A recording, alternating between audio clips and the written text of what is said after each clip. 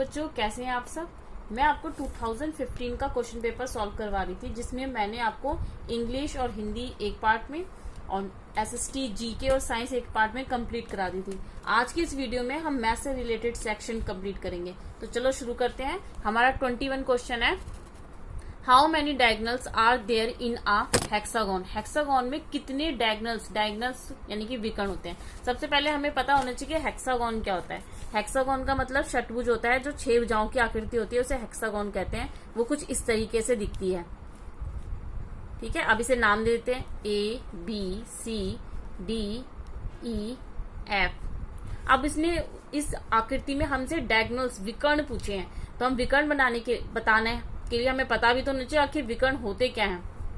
जब हम किसी भी फिगर आकृति की पॉलीगोन के 2 पॉइंट्स को ऐड करें, 2 पॉइंट्स को 2 बिंदु को मिलाएं तो विकर्ण बन जाता है। जैसे कि AC एक विकर्ण है।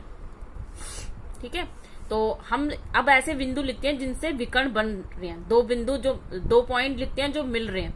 एक तो AB मिल रहा है, AC, AD, AE, AF, BC, BD, BE, BF, CD, CE, CF, DE, DF,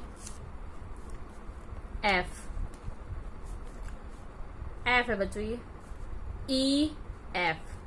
ठीक है, ये सारे हमने पॉइंट इसमें लिए। जहां से शुरू करते हैं उसे वापस नहीं लेंगे, यहां तक खत्म। AB, BC, A से जितने बन रहे हैं AB, AC, AD, AE, AF, फिर B से BC, BD, BE, BF, फिर C से CD, CE, CF।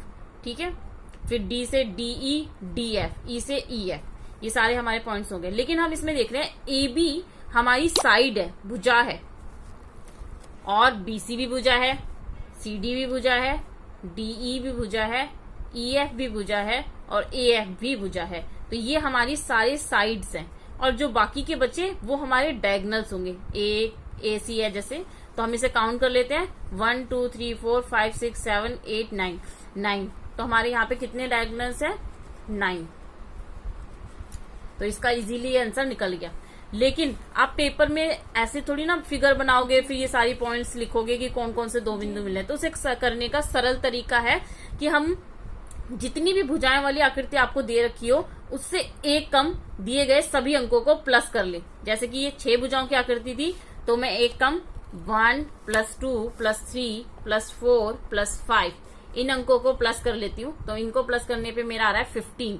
उसमें से जितनी भी भुजाएं दे रखी हैं, कितनी भुजाएं हैं इसमें? 6 भुजाएं हैं, 6 साइड है, तो 6 माइनस कर दूंगी। माइनस करने पे मेरा आ रहा है 9, यानी कि मेरे कितने इसमें डायगोनल्स हैं? 9।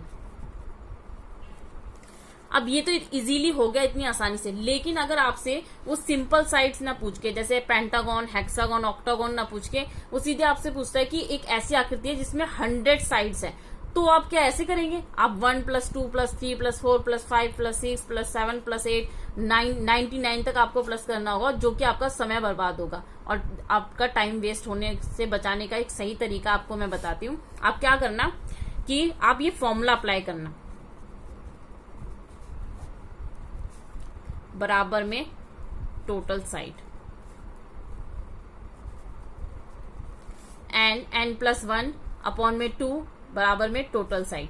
यहां जो n हम लेंगे वो हम n लेंगे जितनी भुजाएं दे रखी हैं उससे एक कम। ठीक है, यहाँ पे जो हम n लेंगे वो लेंगे जितनी भुजाएं उसने दे रखी हैं। अगर 6 दे रखी हैं तो हम 5 लेंगे। तो यहाँ पे मैं आपको निकाल के दिखाती हूँ जिसकी 100 साइड्स हो उसका। तो यहाँ पे मैं 100 से एक कम 99 लूंगी।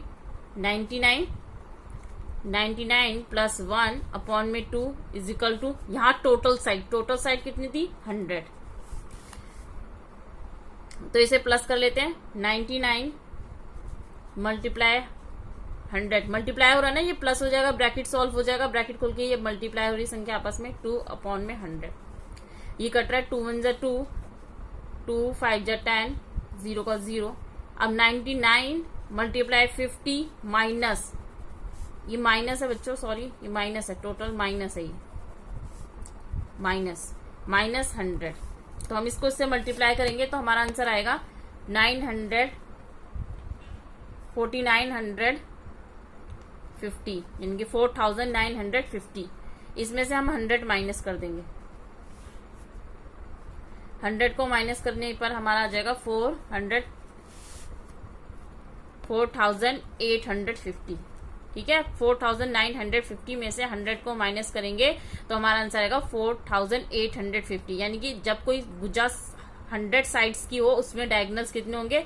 4850 डायगोनल्स होंगे। अब आप मुझसे पूछोगे कि ये ऐसा नहीं करना कि मैंने आपको बता दिया कि ये फॉर्मूला अप्लाई कर लो और आपका आंसर निकल आएगा। आपको ये पता होना चाहिए कि आखिरकार ये फॉर्मूला आया कहां से, हम क्यों ये फॉर्मूला अप्लाई करें, है ना। किसी बिना समझे तो हमें करना नहीं, हमें तो सीखना है कि ये चीजें कहां से आ रही हैं।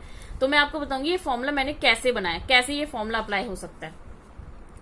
तो मैंने इसे मैं छोटे वाले षटभुज वाला जो हेक्सागोन है उसमें इसको अप्लाई करके बनाती हूँ। हेक्सागोन में मैंने आपसे कहा कि जितनी भुजाएं होंगी उससे एक कम लेना है, तो 1 + 2 + 3 + 4 + 5। ठीक है, अब इसका मिड पॉइंट ले लेते हैं। मिड पॉइंट क्या हुआ? 2 भुजाएं हो गई, 2 भुजाएं हो गई, बीच का ये मिड पॉइंट हो गया, मध्य बिंदु हो गया। अब मुझे बाकी के जो अंक है उन सबको 3-3 बना देना है, जितना मिड पॉइंट होगा उतना ही बना देना है। तो मैं क्या करूं, 1 में यहाँ 1 है, 1 को मेरे को 3 बनाना है, तो कितने अंक चाहिए? 2। अगर 5 इसको 2 अंक देगा तो ये भी 3 बन जाएगा और ये भी 3 हो जाएगा, तो 3 और ये भी 3 हो गया। अब यह 2 को मुझे 3 बनाना है, तो कितने अंक चाहिए? 1। अगर 4 इसको 1 अंक दे दे तो ये भी 3 हो जाएगा और ये भी 3 हो जाएगा, तो +3, ये तो ऑलरेडी 3 है ही, +3। आपको ये बात समझ में आई? आगे हम चलते हैं। अभी इसको अगर आपने 3rd क्लास में, 2nd क्लास में सीखा होगा कि जब ऐसा पोर्शन होता है उसको ऐड करना होता है तो हम क्या करते हैं कि ये क्या है? 3। कितनी बार 3 है? 1 2 3 4 5, तो 5 से मल्टीप्लाई करा तो हमारा हो जाएगा 15। तो यहीं पर ये जो n है ना आपका, n+1, ये जो फॉर्मूला आपका अप्लाई हो रहा है, तो यहाँ पे जो n है वो क्या है आपका? जितने अंक दे रखा है n आपने क्या लिया? 5। ठीक है ना, ये 5 है ना, ये 3 3 3 है, कितनी बार है? 5 बार। तो ये n आपका 5 है, +1/2 और मल्टीप्लाई n, तो 5 और 1 6/2 मल्टीप्लाई n, ये आ जाएगा आपका 3। हाँ, तो ये n जो है मैंने आपको बताया था, n हम क्या लेंगे? जितनी साइड्स होगी, भुजा होगी पॉलीगोन में, जैसे कि षटभुज है तो उससे एक कम लेंगे, तो एक कम क्या हुआ? 5। तो हम इसकी जगह 5 लिख सकते हैं, n की जगह मैं यहाँ 5 लिख देती हूँ। अब 3 और 5 मल्टीप्लाई हो रहा है तो हमारा आ जाएगा 15। ठीक है, और फिर उसके बाद कितनी माइनस करनी है 15 में से? कितनी भुजाएं थी? 6। मैं आपको बता चुकी, जितनी भुजाएं हो उतनी माइनस कर देंगे। 15 में से 6 गया, आ गया 9, यानी कि इसमें कितने डायगोनल्स हैं? 9 डायगोनल्स हैं। तो इस तरीके से आप जान सकते हैं कि ये फॉर्मूला कैसे अप्लाई होता है, क्यों बना ये फॉर्मूला, हम क्यों लगाते हैं। ठीक है, तो चलते हैं अब अपने नेक्स्ट क्वेश्चन पर। हमारा सेकंड क्वेश्चन है, सॉल्व 240 मिलीलीटर + 20 सेंटीमीटर 1 डेसीमीटर। तो इसको सॉल्व करके आपको बताना है इसका आंसर क्या आएगा। तो इसका ऊपर वाले का तो बी ऑप्शन सही है। अब मैं आपको अगला क्वेश्चन करके बताती हूँ सॉल्व। एक सेकेंड, चलिए हम शुरू करते हैं। देखो, इसके लिए आपको ना एक टेबल आनी चाहिए, जो हमको टेबल है वो लर्न करनी है, वो आपको पता ही होनी चाहिए। ये है किलो यूनिट, नेक्टो unit, hecto unit, sorry hecto unit, deka unit, unit, deci unit, centi unit, milli unit. अब इसके लिए मैं आपको पहले अपनी एक वीडियो में बता चुकी हूं, मैं दोबारा बता देती हूं। जब भी हम बड़ी यूनिट को छोटी यूनिट में कन्वर्ट करते हैं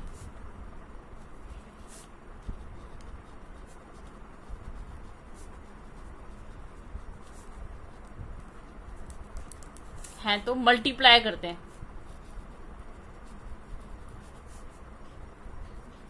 ठीक है, इसी तरीके से जब छोटी को बड़ी में कन्वर्ट करते हैं तो डिवाइड करते हैं। छोटी को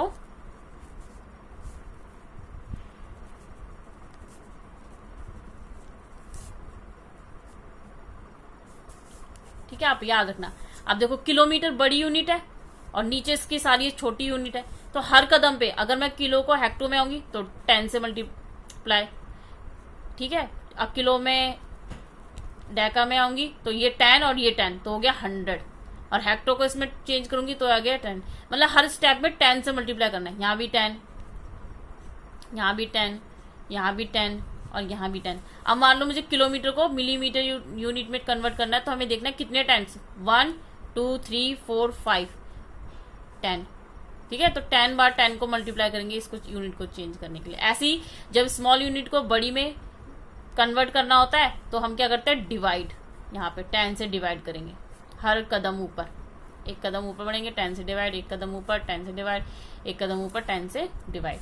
तो हमें क्वेश्चन में दे रखा है 240 मिलीमीटर और 20 सेंटीमीटर 1 डेसीमीटर। तो हम क्या करेंगे, हम 240 मिलीमीटर को सेंटीमीटर में कन्वर्ट कर लेते हैं सबको। तो आप इस देखिए 240 मिलीमीटर, उसको हम किस में, मिलीमीटर का है हमारा, अब हम उसे किस में कन्वर्ट करना है, सेंटीमीटर में। तो हम डिवाइड करेंगे किससे, ये 240 10 से डिवाइड कर देंगे, क्योंकि मैंने आपको बताया ना कि छोटी यूनिट को बड़ी में बदल रहे हैं तो हर कदम पे 10 से डिवाइड करो जिसमें भी चेंज करना है। तो यहां से यहाँ आएंगे तो 10 कदम 10 से डिवाइड करेंगे, कट गया, तो ये आ जाएगा 24 mm। ये तो ऑलरेडी सेंटीमीटर में 20 आपका, तो यहाँ लिख देंगे प्लस 20 सेंटीमीटर माइनस, अब ये 1 डेसीमीटर है। अब डेसीमीटर को हम,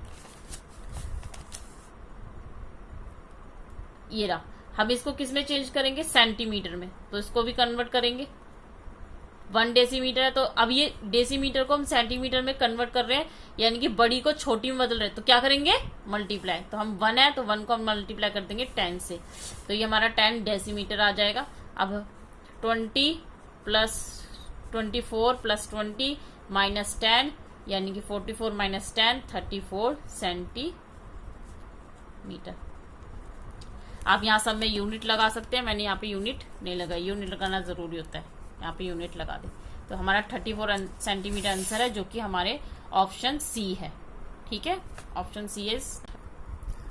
अगला हम क्वेश्चन करते हैं 23। The parameter of rectangle is equal to parameter of square, यानी कि ये है हमारा रेक्टेंगल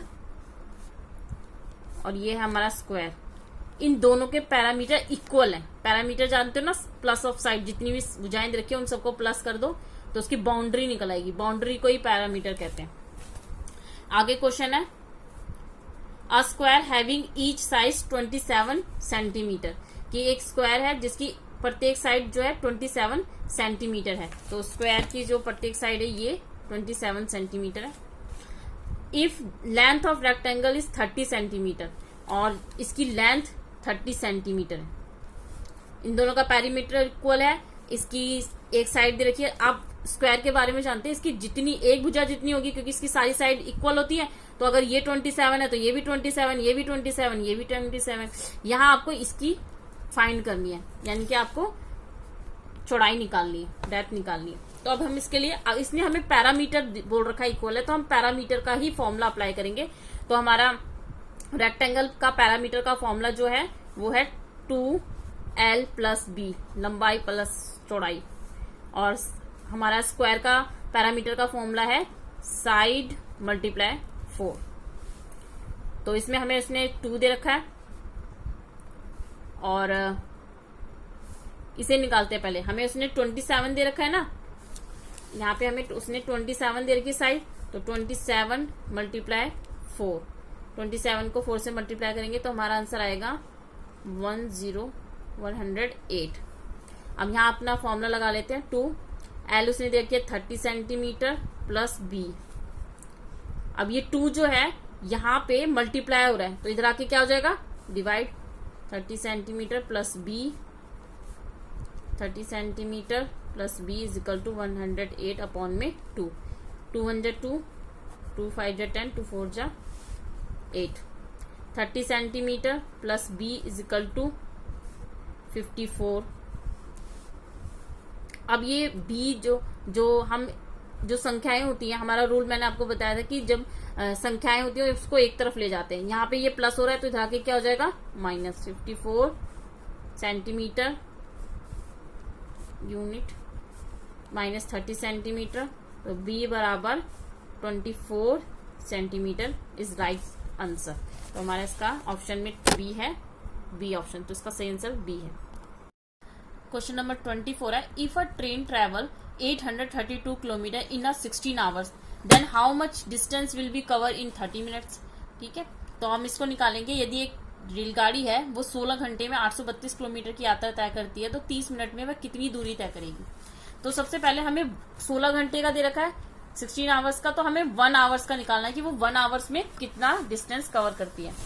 तो हम लिखेंगे अ ट्रेन, आपको ये मैं समझाने के लिए लिख रही हूँ, जब आप एग्जाम में बैठे तो कृपा करके ये स्टेटमेंट वगैरह में टाइम वेस्ट ना करें, सिर्फ आप लिखो कि 16 आवर्स में, अगर आप कोई एंट्रेंस एग्जाम दे रहे हो तो, ठीक है ना, ये नहीं कि स्कूल की कॉपी में एग्जाम में आ रहा है तो आप वैसे उसमें भी यही करें तो आपके मार्क्स कट जाएंगे। ध्यान रखना इस बात का कि मैम ने कहा है ऐसा करो। ये आवर्स लिखा है HOURS, ठीक है। तो 1 आवर्स में क्या होगा, 832 किलोमीटर को 16 से डिवाइड कर देंगे तो हमारा आंसर आएगा, इसको डिवाइड करने पर 50 किलोमीटर। ये हमारा 1 आवर्स का है। तो आप जानते हैं कि 15 किलोमीटर जो है 52 किलोमीटर जो है, सॉरी 52 किलोमीटर, मैंने गलत बोल दिया, 52 किलोमीटर, ठीक है। तो अब हम 1 आवर्स जो होता है उसमें कितने मिनट्स होते हैं, 60 मिनट, है ना। तो हम अब उसने कहा कि 30 मिनट में वो कितना डिस्टेंस कवर करेगी, तो 60 मिनट में वो इतना डिस्टेंस करती है, 60 मिनट में डिस्टेंस कवर करती है 52 किलोमीटर। तो 30 मिनट में निकालने के लिए हम क्या करेंगे, 52 को 30 से डिवाइड कर देंगे, ठीक है। तो हमारा आंसर जो आएगा, तो हम 1 मिनट में निकालेंगे। पहले 30 मिनट का निकालना है ना, तो 30 मिनट में निकालने से पहले हमें 1 मिनट का निकालना पड़ेगा। तो हमने ये 30 जो है इसे अभी मैंने काटा है, तो हम लिखते हैं 1 मिनट।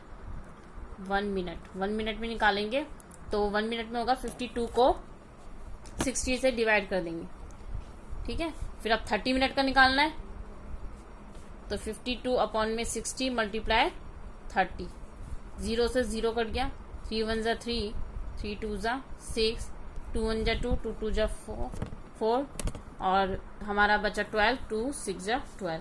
तो हमारा 26 आ रहा है। 30 मिनट में वो कितना डिस्टेंस कवर करेगी, 26 किलोमीटर। हम ऑप्शन में देखते हैं, तो ऑप्शन ए हमारा सही आंसर है, 26 किलोमीटर। नेक्स्ट क्वेश्चन है question number 25, how many letters are there in English alphabets which symmetrical about both of axis horizontal and verticals. सबसे पहले मैं आपको बताती हूँ हॉरिजेंटल और वर्टिकल्स आखिर क्या है। हॉरिजेंटल लाइंस होती है, यहाँ पे बताते हैं आपको।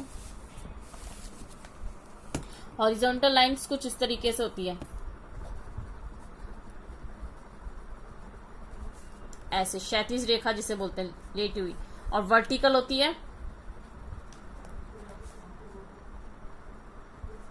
ऐसी खड़ी हुई, ठीक है। अब वो हो रहा है अल्फाबेट्स की किस अक्षरों में दोनों ही लाइनें होती हैं, ठीक है। तो हम हॉरिजॉन्टल लाइन जो जिन अक्षरों में होती है हम देखेंगे, बी में होती है CDE के, और वर्टिकल्स होती है हमारी ए में, बी में तो हॉरिजॉन्टल हो रही है,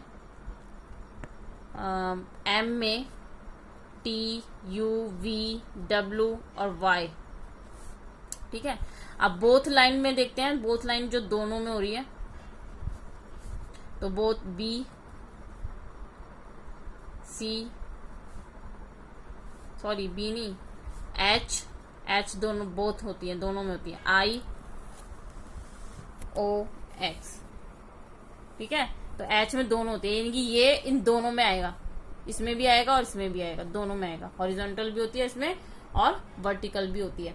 तो हम वर्टिकल और हॉरिजॉन्टल की बात करें तो HIOX इसमें दोनों ही लाइनें होती हैं। अब क्वेश्चन देखते हैं ये कितने अल्फाबेट्स लेटर हैं, 1 2 3 4। तो पूछ रहा है कितने अल्फाबेट्स के लेटर्स होते हैं, जिसमें दोनों होती है तो 4 लेटर्स होते हैं। ए ऑप्शन हमारा सही है। क्वेश्चन नंबर 26 देखेंगे, सॉल्व 9। ये इक्वेशन दे रखी है, इसको आपको सॉल्व करना है। तो हम कुछ इक्वेशन को हम उतार लेते हैं। इक्वेशन है हमारी 9 माइनस 7 5 माइनस 3 प्लस 2, अगला है आगे दे रखा है इसने ब्रैकेट बंद, मल्टीप्लाई 2 प्लस 19। मैच कर लें 9 7 प्लस 2 2 प्लस 19। ठीक है, अब हम इसको सॉल्व करेंगे। 9 सबसे पहले हम 7 माइनस 5 इस वाले ब्रैकेट को सॉल्व कर लेंगे। देखो ब्रैकेट खोलेंगे ना तो -5 माइनस माइनस प्लस होता है। जब ब्रैकेट खुलता है तो ब्रैकेट के अंदर का साइन चेंज हो जाता है, माइनस माइनस प्लस, तो यहाँ +3 आएगा, प्लस 2 ब्रैकेट बंद, मल्टीप्लाई 2 प्लस 19।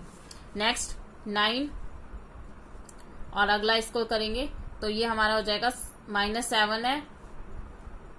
इसको खोलेंगे तो ये देखो ब्रैकेट जो है ये भी हमारा, ये जो 2 है वो इस सबसे मल्टीप्लाई हो रहा है।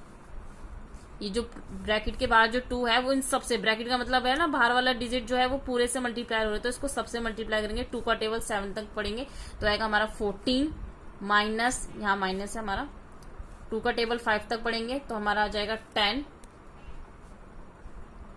2 का टेबल 3 तक पढ़ेंगे 6, 2 का टेबल 2 तक पढ़ेंगे 4 प्लस 19 ब्रैकेट। अब ब्रैकेट खुल जाएगा, ब्रैकेट नहीं लगाएंगे, हमने ब्रैकेट खोला है। 2 का टेबल ब्रैकेट खोलने के लिए हमने 2 को सबसे मल्टीप्लाई करा। 2 का टेबल 7 तक पढ़ा तो आ जाएगा 14, 2 का टेबल 5 से पढ़ा 10, 2 का टेबल 3 से पढ़ा 6, 2 का टेबल 2 से पढ़ा तो 4 आ गया। अब हम इसे सॉल्व करेंगे। 9 माइनस 14 माइनस 10 और इसको प्लस कर लेते हैं 19 6 और 4, तो ये हमारा आ जाएगा 29। फिर माइनस इसमें से इसको माइनस करेंगे, 9 माइनस 14, माइनस और प्लस माइनस होता है तो 29 में से 10 चला गया तो हमारा आ जाएगा 19। साइन हमेशा बड़ी संख्या का लगता है, बड़ी संख्या 29 है तो यहाँ प्लस का साइन लगेगा। इसमें भी माइनस प्लस माइनस होगा, 19 में से 14 गया तो आ गया हमारा 5, साइन बड़ी संख्या का लगता है। 9 और 4 को प्लस करेंगे तो आ जाएगा हमारा 14। ठीक है, तो ये हमारा 14 जो है हमारा सही आंसर है। इसका सही तरीका हम ऑप्शन देखते हैं, 14 ऑप्शन बी है जो कि हमारा राइट आंसर है। 9 + 5 14। अगला क्वेश्चन हमारा क्वेश्चन नंबर 27 है। The cost of 4 dozen banana is 192। What is the cost of 10 banana? Sir 4 दर्जन केलों की कीमत 192 है तो आपको 10 केलों की कीमत निकालनी है। तो सबसे पहले आपको पता होना चाहिए कि एक दर्जन में कितने केले होते हैं। एक दर्जन में 12 केले होते हैं, 12 केले होते हैं, तो हम 4 दर्जन में निकालेंगे तो 12 को 4 से मल्टीप्लाई करेंगे तो हमारा आ जाएगा 48। यानी कि 4 डजन में हमारे पास केले हैं 48 बनानास। ठीक है, अब cost of 1 banana, cost of 48 bananas दे रखी है 192। अब हमें निकालनी है कॉस्ट ऑफ 1 बनाना। तो 192 को हम 48 से डिवाइड कर देते हैं तो हमारा आ जाएगा 4 रुपए। हमें कॉस्ट निकालनी है, कॉस्ट ऑफ 10 बनाना की निकालनी है। तो 4 को हम 10 से मल्टीप्लाई करेंगे तो आ जाएगा 40 रुपीज। ठीक है, तो 10 बनाना इसकी कॉस्ट होगी 40 रुपीज। हमारा ऑप्शन देखते हैं हम, ऑप्शन बी इसका राइट आंसर है। क्वेश्चन नंबर 28, किसी संख्या का 1/3 64 है तो उसी संख्या का आधा क्या है? तो हमें पता ही नहीं कि संख्या क्या है। क्वेश्चन नंबर 28 हम करते हैं, हमें नहीं पता कि संख्या क्या है। वो कह रहा है कोई संख्या है जिसका जो है एक तिहाई 1/3 पोर्शन जो है 64 है, तो उसका आधा बताओ। तो हम मान लेते हैं let us B number is x, हमने मान लिया वो संख्या x है। x का 1/3 जो है वो 64 है, तो इसे सॉल्व करते हैं। x को 1 से मल्टीप्लाई करेंगे, x by 3 is equal to 64। ये इधर डिवाइड हो रहा है, इधर आके मल्टीप्लाई हो जाएगा। 64 multiply 3 x is equal to 64 को 3 से मल्टीप्लाई करेंगे तो आएगा हमारा 192। अब वो कह रहा है अब हमें संख्या पता चल गई कि हमारी संख्या क्या है। तो हमें संख्या पता चल गई, अब हम 192 का ही निकालेंगे कि 192 का, अब क्वेश्चन में उसने पूछा है कि 192 का क्या है, हाफ निकालना है। जो संख्या है उसी का हाफ निकालो। तो 192 का हम हाफ निकालेंगे, 192 अपॉन में 2। अब इसे डिवाइड कर देंगे और हमारा आंसर आ जाएगा। 2 1 जा 2, 2 9 जा 18 और इसने 2 6 जा 12, 96 आया हमारा। तो हम ऑप्शन में देखेंगे ए ऑप्शन हमारा 96 इज द राइट आंसर। अगला क्वेश्चन है question number 29। The cost of 5 table is same the cost of 7 chairs. If the cost of 1 table 210, तो find the cost of chair. अब वो कह रहा है कि 5 टेबल्स और चेयर 7 चेयर है, इनका कॉस्ट इक्वल है। 5 टेबल का उसने पर टेबल का कॉस्ट हमें दे रखा है कि पर टेबल का 210 है, तो हम 5 टेबल का निकाल लेंगे। तो 5 टेबल का हमारा ये हो गया। अब इतना ही वो क्या कह रहा है, 7 चेयर का भी है, यानी कि 7 चेयर का कॉस्ट है 1050 है। तो हम 1 चेयर का कॉस्ट निकालेंगे इसे 7 से डिवाइड करके।